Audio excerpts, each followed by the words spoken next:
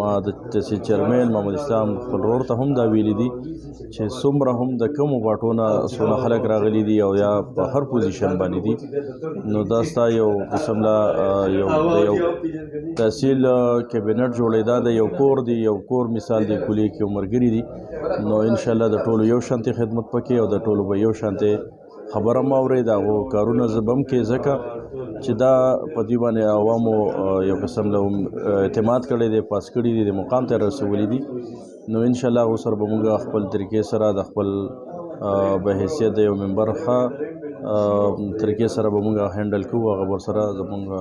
رور چې کوم نن حلف واخیستو د دې سره سره څنګه چې تاسو ته پته ده موږ د وخت نه یو کوشش هم دا دی چې یاره موږ به په علاقه کې چې کله په 2018 کې موږ ووټ واخیستو نو موږ به دا خبره کوله چې یاره موږ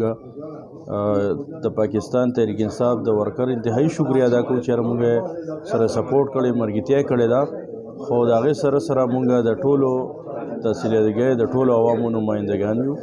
انشاءالله چې به حیثیت د ایم پی ایس زونه څه هم څوک راغلي د ما د وس مطابق ما د هغو ټولو خدمت هم کړی دی او د هغې سره سره